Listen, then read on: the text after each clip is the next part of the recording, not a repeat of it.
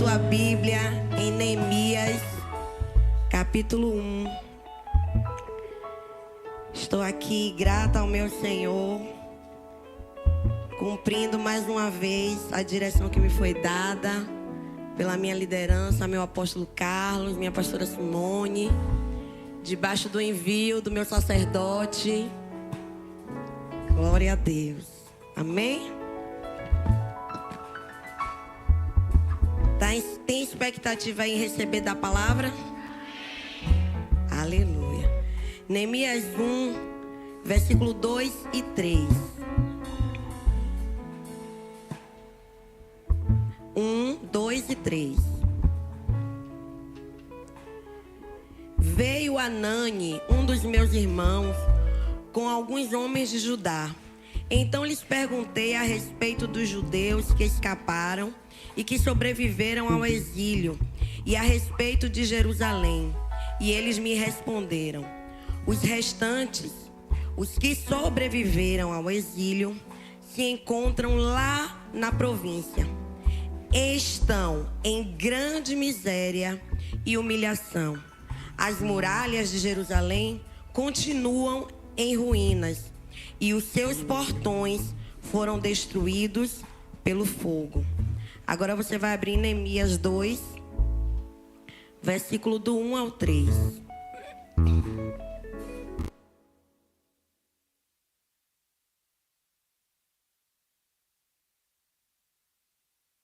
De Ataxerxes. Uma vez posto o vinho diante dele, eu o peguei e o ofereci ao rei. Ora, nunca antes eu tinha estado triste diante dele. Então o rei me disse: por que o seu rosto está triste se você não está doente? Isso tem de ser tristeza do coração. Então eu fiquei com muito medo e eu lhe respondi: que o rei viva para sempre. Como não estaria triste o meu rosto se a cidade onde estão os sepulcros dos meus pais está em ruínas e os seus portões foram queimados? Amém? Senhor, esta é a tua palavra, meu Deus. Sabemos que a tua palavra não volta vazia. A tua palavra cumpre tudo aquilo que o Senhor estabeleceu. Eu quero te pedir nessa noite, cubra a minha vida, Senhor. Me usa como instrumento teu, que eu venha falar somente aquilo que o Senhor deseja que eu fale. Senhor, que o meu eu se cale, que a tua glória seja manifesta neste lugar, que em tudo o seu nome seja glorificado. Meu Pai, eu te peço por todo esse território, que haja a presença do Senhor, e tudo aquilo que vem roubar a palavra, todo roubador da semente, eu já denuncio em nome do Senhor. Sairemos daqui de forma diferenciada, não mais da mesma maneira que entramos, para a glória do teu nome. Amém. Amém? Glória a Deus, glória a Deus. O tema da palavra que o Senhor nos entregou nessa noite fala ruínas versus restauração. Ruínas versus restauração. E nós começamos a ler aqui no capítulo 1 de Neemias. E quem foi Neemias? Neemias era um homem descendente daqueles cativos de Jerusalém. Neemias tinha paternidade, filho de Acalias. Neemias vivia no palácio, escravo, mas vivia no palácio, servindo ao rei. Na transição do cativeiro da Babilônia, quando caiu o governo da Babilônia, os medo-persas assumiram ali o reinado e mantiveram cativos aqueles de Jerusalém. E Neemias estava diante do rei, servindo vinho, sendo copeiro. Num dado momento, ele procura saber como estavam os seus descendentes, como estava o seu povo. E ele recebe a triste notícia de que o povo estava assolado. O povo vivia em humilhação e miséria, que os muros foram derribados, os portões foram queimados a fogo. Só que o que me chamou a atenção, que no início desse versículo, fala que ele estava servindo vinho. O vinho, ele tipifica, ele simboliza a alegria. E ele estava diante do vinho, mas Neemias não estava alegre. O vinho estava posto diante dele, mas não era para ele. O vinho era para o rei. E Neemias não podia se dar ao luxo de estar triste diante do rei. E principalmente naquele momento em que ele estava servindo o vinho que simbolizava a alegria. E eu fiquei me perguntando, Deus encontrou o coração de Neemias quebrantado naquele momento, entristecido naquele momento, mas Neemias estava servindo. E Deus começou a me confrontar nessa palavra. Nos momentos de tristeza, o que você faz? Você serve. Porque a tristeza, ela não pode nos paralisar. A tristeza não invalida o nosso serviço diante do nosso rei. E Neemias foi encontrado servindo ao rei. Deus encontrou o coração de Neemias quebrantado diante do rei em serviço. E quando ele recebe essa notícia da cidade assolada, dos muros derrubados e das portas consumidas pelo fogo, isso também me chamou a atenção. Porque cidade, qual é a função de uma cidade? A cidade, ela tem por função agregar um povo, ajuntar um povo. Quando você diz assim, eu sou da cidade de Salvador, todo mundo que ouve isso remete à cultura de Salvador, à localidade. Em Salvador, a maior quantidade da população é de soteropolitanos. Então, cidade fala de um ajuntamento, cidade fala de uma história, cidade fala de uma identidade. E a cidade de Neemias estava assolada. O inimigo estava querendo trazer falta de estrutura ao coração de Neemias, dizendo assim, ó, você é filho de cativo, você hoje é servo, não se engane, você está no palácio, mas você continua sendo servo. A sua cidade, a sua identidade já foi assolada. E continua, o inimigo continua. Os muros, para que serve um muro? O muro serve para proteção. Não existe mais muro, os muros foram derribados. Não existe mais proteção para esse povo. Esse povo agora está sem identidade e esse povo agora está sem proteção. E aquilo abate o coração de Neemias. E não parou por aí. Além da cidade e dos muros, os portões também, as portas foram queimadas, consumidas pelo fogo. E portas fala de acesso. A porta, ela serve para impedir o acesso ou para dar acesso. A porta em Jerusalém servia para impedir o acesso do inimigo, mas também servia para que eles saíssem para conquistar e ter acesso a novas conquistas. E Deus começou a ministrar o meu coração. Naquele momento o inimigo queria abater de maneira tremenda a vida de Neemias, dizendo, você não tem mais identidade, você não tem mais proteção e você não tem mais acesso. Ou seja, se contente servindo aqui como escravo. Só que Deus tem algo para dizer para minha vida e para a tua nessa noite. A nossa identidade é celestial. A nossa proteção vem dele. Aleluia. E ele é a porta. Então tudo o que você precisa está no Senhor. Tudo o que você precisa vem dele. Neemias, quando ele recebeu essa palavra, no primeiro momento ele se abateu. No primeiro momento ele chorou. Depois ele orou. E depois ele jejuou. E depois ele foi falar com o rei. Quando as situações chegam diante de você, qual é o primeiro posicionamento que você toma? Você se abate? Você se prostra? Você ora? Você jejua? Estamos vivendo um tempo em que o inimigo, ele quer assolar não quem está no mundo. Ele quer assolar aqueles que estão dentro da casa. Ele quer assolar aqueles que dizem que têm identidade, para que essa identidade se perca. Só que no momento da assolação, o que é que você faz? Quais são as posturas que você tem?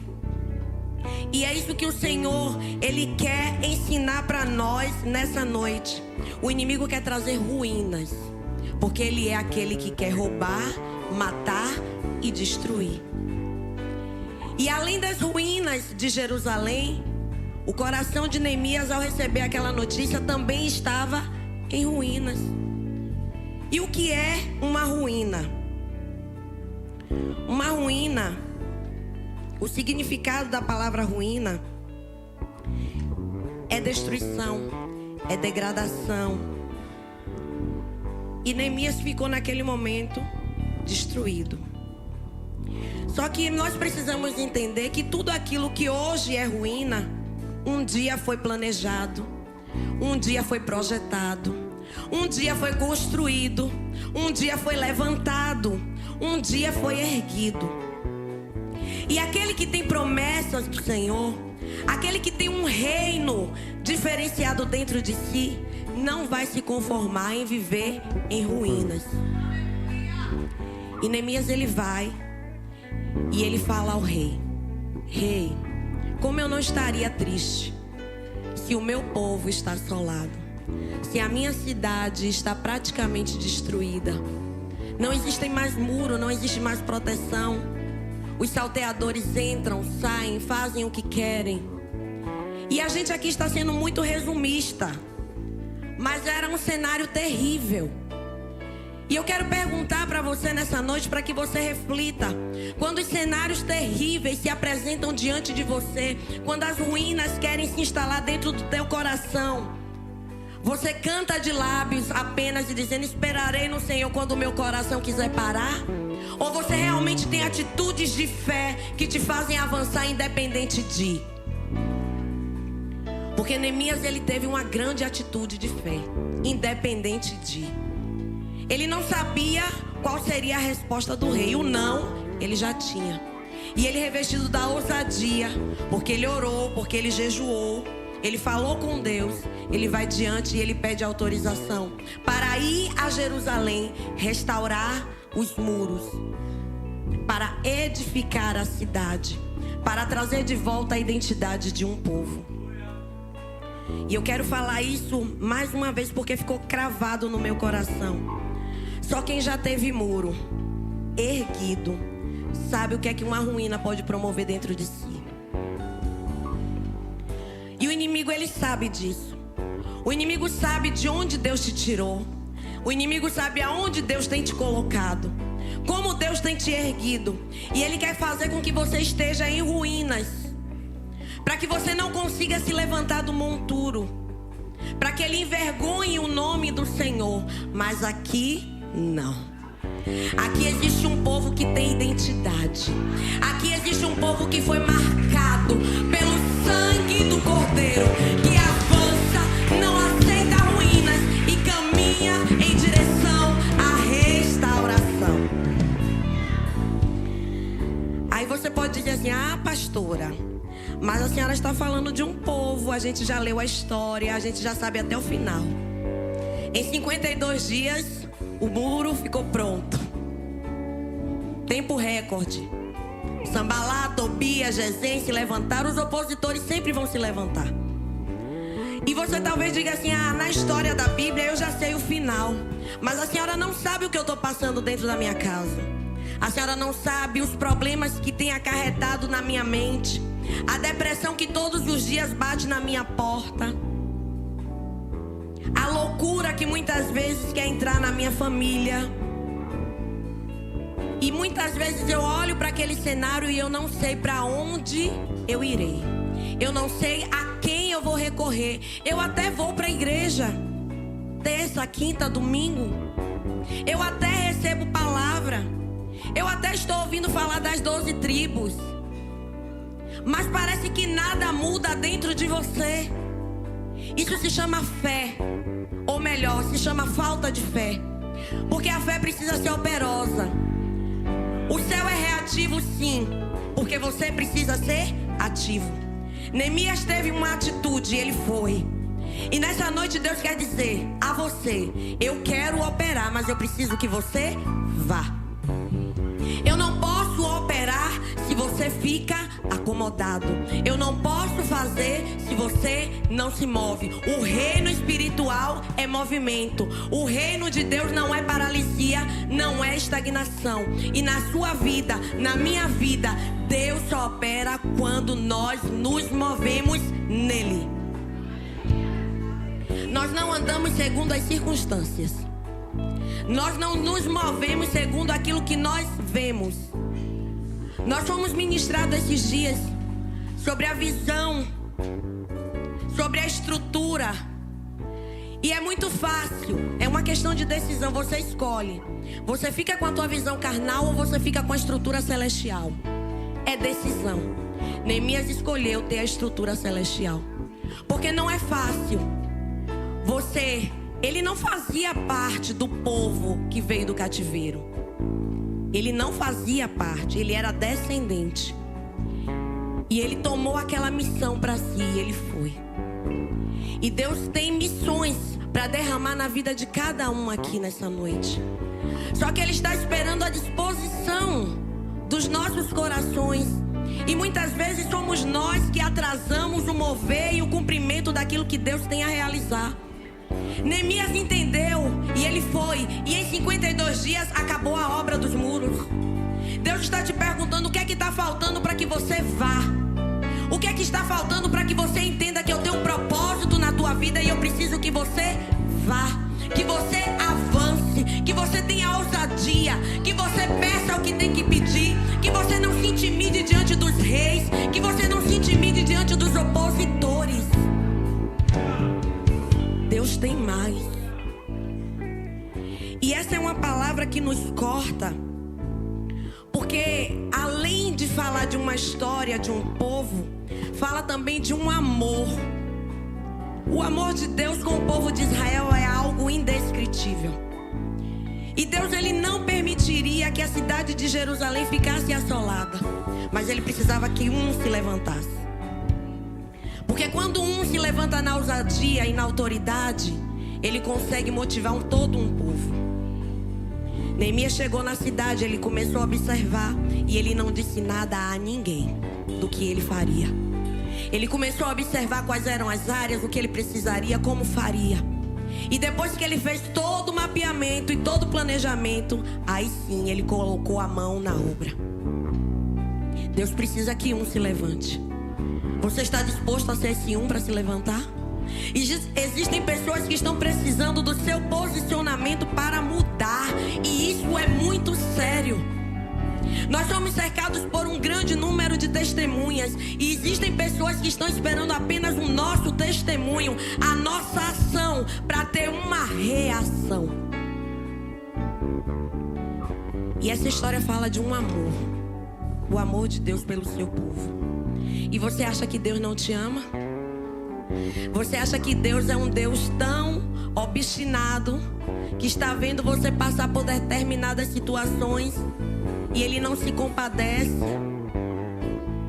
Só que Deus, Ele é Pai. Ele exerce paternidade. Ele não é paternalista. Ele exerce paternidade. E o pai de verdade, quando o filho cai, quando o filho tropeça, ele diz: levanta. E Deus está esperando você levantar. Só que muitas vezes, muitos de nós querem ficar nas ruínas. Acredite. Tem gente dentro da igreja que não quer viver restauração. Tem gente dentro da igreja que quer continuar nas ruínas. Parece contraditório. Eu estou no meio do povo que tem identidade e eu quero viver ruína. Tem gente que está sendo assolado por um espírito de autocomiseração e não sai. É um demônio terrível de vitimismo. E você não abre mão dos seus problemas. Parece que você cria um pedestal para ele e coloca ele lá. E Deus está olhando assim: eu quero tanto transformar, eu quero tanto operar, mas você colocou o problema no meu lugar. Você colocou a ruína no meu lugar. Como eu vou restaurar? Deus não faz a sua parte. Deus não faz a sua parte.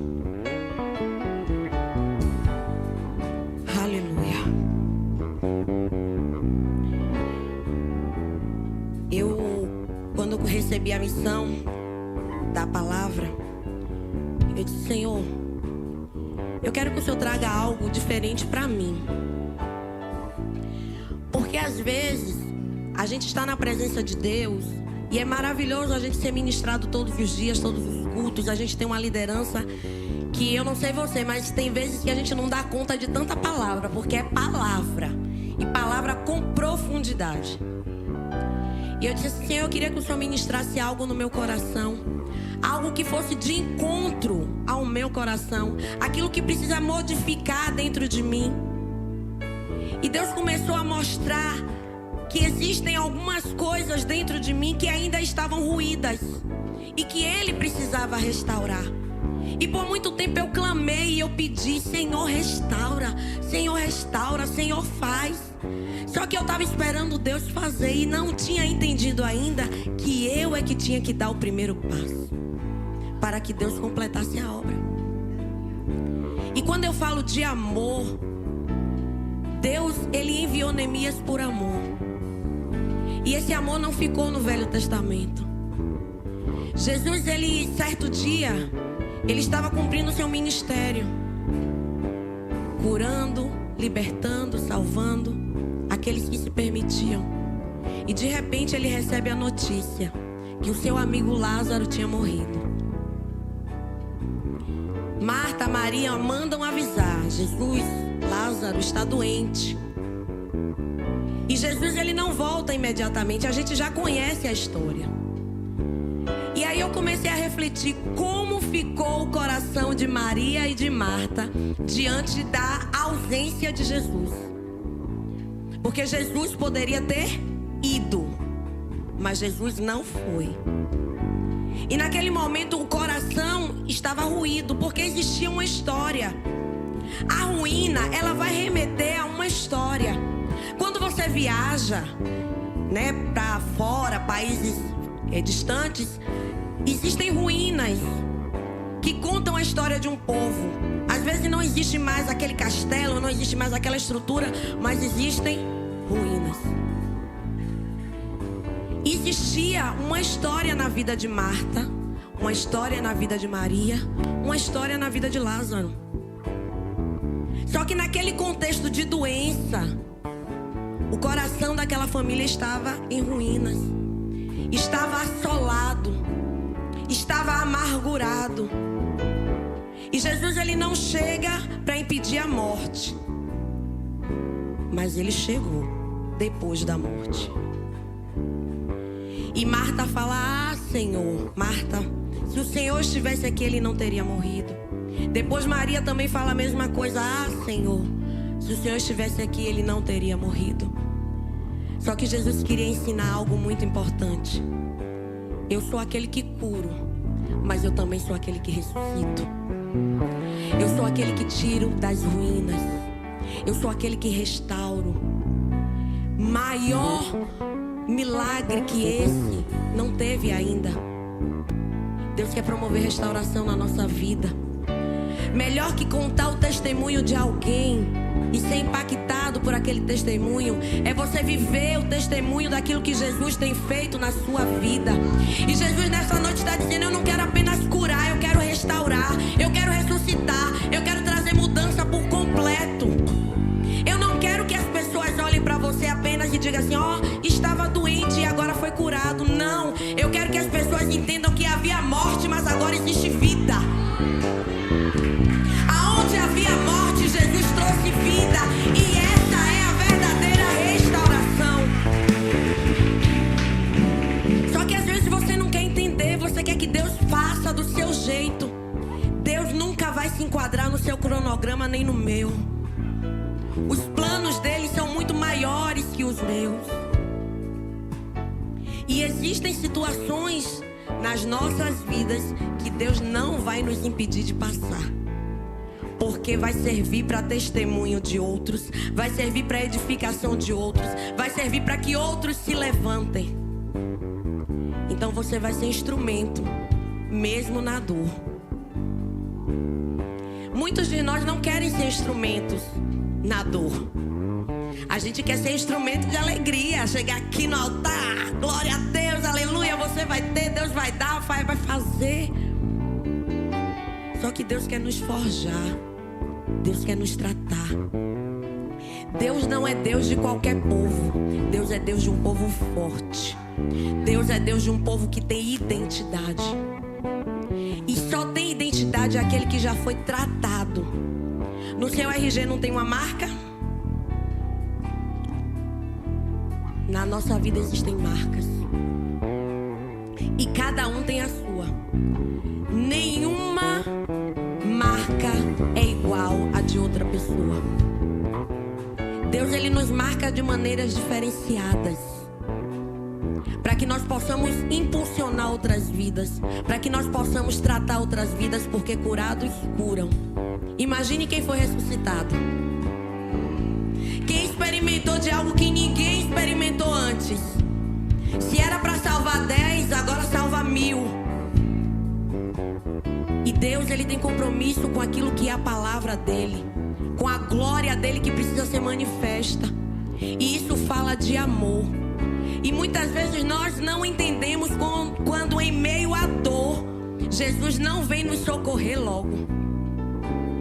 E você dobra o joelho e você ora e você jejua e você faz campanha, vai para monte e chora e se lamenta. E Jesus está dizendo assim: não adianta, tudo é no meu tempo. Pode ser em 52 dias, pode ser em 1 ano e meio, pode ser em 5 anos e pode ser em 4 dias. Deus é soberano. O amor dele não muda. Quem tem que mudar sou eu e você. Nós precisamos nos enquadrar no plano da salvação do Senhor. E quando nós nos enquadramos nesse plano, tudo aquilo que era ruim começa a ser edificado, começa a ser novamente construído. E o processo de construção é doloroso. Foram 4 dias. Talvez no primeiro dia, Marta e Maria disseram: ele não veio hoje, mas ele vem amanhã. Talvez no segundo dia, elas tenham pensado: ele não veio, mas eu acho que ele ainda vai chegar.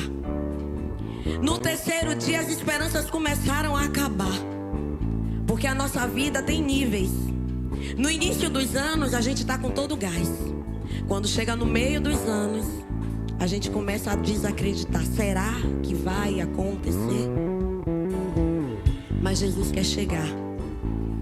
Ele quer chegar na tua vida. Mas ele não quer chegar em qualquer área. Ele quer chegar na área da morte. Porque ele sim, ele torna o luto em festa. E quando ele mandou retirar a pedra, eu tenho certeza que quando Lázaro veio à vida, todo o luto deu lugar à festa. Deus quer promover na tua vida essa festa. Deus quer transformar situações de luto, de ruína da sua vida. Não importa qual tenha sido a situação, não importa qual tenha sido o opróbrio, a vergonha, se foi uma vergonha pública, se foi uma vergonha apenas familiar. Deus não se importa aonde foi o cenário do problema. Ele é aquele que muda a situação. E nós continuamos falando de amor. Certo dia, Jesus estava entrando numa cidade, a cidade de Naim, porque Jesus não parava. E muitas vezes nós dizemos que queremos ser a imagem e a semelhança de Cristo, e tudo nos para. Ah, hoje não. Ah, hoje eu tô cansado. Ah, hoje não. Deus está vendo. Ah, Senhor, hoje o Senhor não sabe como foi o meu dia. Jesus não parava. De cidade em cidade, de aldeia em aldeia, porque ele tinha pressa. Existiam pessoas que precisavam ter o toque dele, a transformação dele, a restauração que só viria dele. E ele estava entrando nessa cidade. E a palavra fala que uma multidão vinha saindo da cidade e uma multidão junto com Jesus ia entrando na cidade. Lembra que a gente falou de cidade? Cidade serve para quê? Guarde isso. E Jesus estava entrando na cidade, quando ele se deparou perto da porta daquela cidade. Jesus não chegou a entrar na porta daquela cidade. Ele viu. Diga assim: Jesus viu. Ah não, fala direito, irmão. Jesus viu. Ele viu. Ele viu aquela mulher. Mas Jesus não viu na esfera humana aquela mulher com o filho morto, indo sepultar. Não. Jesus olhou o coração desestruturado daquela mulher. Era o único filho dela. Jesus olhou a ruína que estava dentro do coração daquela mulher. E a palavra diz que ele se moveu de compaixão. E eu quero dizer para você nessa noite: Jesus te vê. Jesus te vê.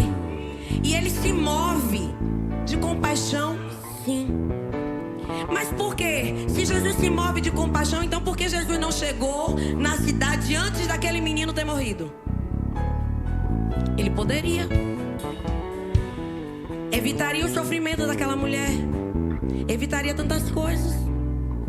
Mas Jesus só chega no momento certo. E ele chegou na porta da cidade, na porta do ajuntamento, na porta onde existiam pessoas que precisavam ter a história modificada, que precisavam entender que reino celestial é algo que existe, que é algo que é sério, que o Messias viria e ele estava ali para operar o milagre. E ele se move de compaixão. E ele toca no esquife. Ele não toca no morto, ele toca no esquife. E ele diz: levanta. Tudo que muitas vezes nós precisamos é apenas obedecer à voz de comando do Senhor. Às vezes você está numa situação de morte e você nem sequer se dá ao luxo de obedecer à voz de comando do Senhor. Tem vezes que parece que a tua desobediência é maior até do que a morte. Porque se Jesus disser levanta, o morto levanta. Mas Deus está dizendo assim: filho, caminha. E você quer ficar parado. Filho, eu já te dei direção, já lhe dei estratégia. E você fica: ah, Senhor, mas como será? Existe um princípio de obediência que precisa ser estabelecido na minha vida e na tua, para que as ruínas saiam, para que a morte saia e dê lugar à vida. E na porta da cidade, a própria porta trouxe vida. Na porta da cidade, a própria porta trouxe vida. Ele é o caminho. Ele é a porta estreita. E aquela mulher saiu do luto para a festa. Aquela mulher saiu da ruína para a restauração. E Deus colocou no meu coração essas 3 histórias. E ontem pela manhã nós fomos ministrados pelo nosso apóstolo sobre Raabe. E eu comecei a pensar como foi a história daquela mulher. A gente fala do antes, a gente fala do depois. Mas Deus, o Deus de amor, Ele queria passar na vida daquela mulher. E para passar na vida daquela mulher, Ele começou a fazer chegar aos ouvidos dela que existia um Deus que era poderoso no céu, poderoso na terra e poderoso embaixo da terra. Para que o temor do Senhor chegasse àquele coração. Deus, Ele tem um amor tão grande pelas nossas vidas, que muitas vezes nós não conseguimos entender a dimensão. Senhor, e por que eu estou passando por essa situação? Meu Deus, às vezes eu olho para um lado, olho para o outro e não vejo como escapar desse laço. Deus tem amor, um amor incondicional, para que você entenda que Ele é Deus poderoso no céu, na terra e embaixo da terra. Ele vê você de lá do céu, assim como Jesus viu aquela mulher. Ele vê você aqui na terra, assim também como Jesus viu aquela mulher. E se você estiver numa situação de morte, Ele também é poderoso para te enxergar debaixo da terra, porque Ele é Deus. Ele continua sendo Deus. E não vai ser o meu questionamento e o seu que vai invalidar o poderio do Senhor. Eu quero te perguntar nessa noite, o que é que você escolhe? O livre-arbítrio é a chave mais poderosa que o Senhor colocou nas tuas mãos. É o poder de decisão. O que é que você escolhe nessa noite? Ruína ou restauração? Morte ou vida? O poder está na tua mão. O poder está na tua decisão. E Deus, Ele quer trazer para a tua vida e para a minha vida dias de riso. O Senhor, Ele quer trazer para a minha vida e para a tua vida dias de refrigério. Para finalizar, Jesus continuava ministrando. E Ele passou por um lugar. E 10 leprosos viram Jesus de longe e reconheceram que Ele era o Messias. E começaram a clamar. E Jesus deu também uma ordem de comando. Jesus não tocou. Jesus deu uma ordem e disse: se apresentem diante do sacerdote. Apenas isso. A cura chegou mediante a obediência. 10 leprosos foram curados. E eu creio que no caminho eles começaram a andar debaixo daquela palavra, debaixo da obediência. E de repente começaram a se dar conta que a enfermidade não existia mais. 9 continuaram seu caminho, restaurados, alegres, festejando, celebrando. Mas um voltou.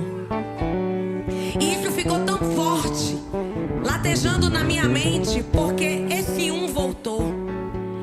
E eu fiquei: Senhor, por que esse um voltou? Se ele não era nem judeu, ele era samaritano. Judeu e samaritano não se davam. E Deus ministrou no meu coração. Você não precisa ter isso como verdade. Deus ministrou no meu coração. Ele sabe qual era a ruína que ele vivia. Ele sabia o que é que a vida dele tinha se transformado, porque ele não era leproso desde o nascimento. Em algum momento da vida dele, ele adquiriu essa lepra. Existia uma pessoa antes da lepra e uma pessoa depois da lepra. Só que quando ele teve o encontro com Jesus, existia uma terceira pessoa depois de Jesus. Porque Jesus nunca vai passar pela nossa vida e nos deixar da mesma maneira. Porque Ele é a própria expressão do amor de Deus. Ele é o próprio amor, a própria expressão. Ele cura, Ele restaura, Ele transforma, Ele liberta. O Senhor tem vida para nós. Ele é o Deus de amor. Se coloque de pé. Deus, nessa noite, Ele quer transformar a minha vida e a sua. Ele é um Deus amoroso, Ele é um Deus poderoso. Deus tem várias facetas, várias características. Mas nessa noite Ele quer demonstrar o amor que restaura, o amor que transforma, o amor que diz: filho, eu te vi, eu te enxerguei, eu só quero que você olhe para mim. Você está disposto a olhar para o Senhor nessa noite? Feche os teus olhos, porque com os olhos abertos você não enxerga a Deus. Deus é Espírito. E nas regiões celestiais, quando você entra nessa atmosfera do Deus de amor, toda a situação muda. Porque Ele é o Deus de amor. Ele é o Deus de amor. Tu és o Deus de amor. Comece a declarar isso. Tu és o Deus de amor. Declare: tu és. Enquanto você declara, pense em tudo que você está vivendo. Mas também pense que você tem um Deus poderoso. Um Deus que não te criou para a morte. Um Deus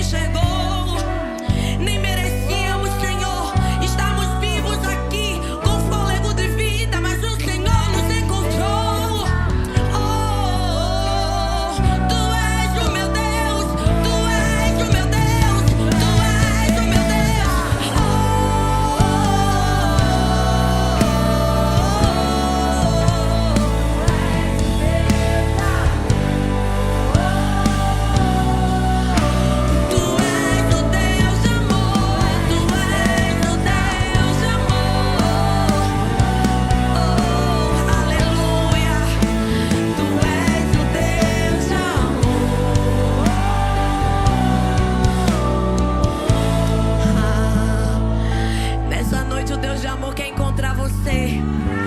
Você que ainda não teve um encontro com Ele, esse Deus de amor quer encontrar você. Deus quer encontrar você, Deus quer encontrar o teu coração. Ele quer encontrar o teu coração para Ele operar mudança, para Ele fazer com que você enxergue que você é especial para Ele. Sim, Ele quer derramar do amor, o amor que constrange, o amor que muda.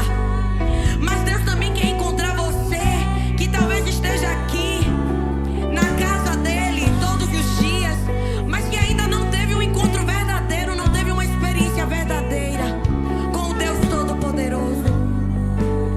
Se você quer aceitar Jesus nessa noite, levante a tua mão. Se encontre com o Deus de amor. Esse é o momento mais especial, onde a Bíblia diz que há festa no céu quando um pecador se arrepende. Para que naquele grande dia você possa dizer: Santo, Santo, entrar na boda do Cordeiro, a declarar com os 24 anciãos que Ele é santo, santo, santo. Existe alguém que quer aceitar Jesus nessa noite? Esse é o momento. Esse é o convite mais especial.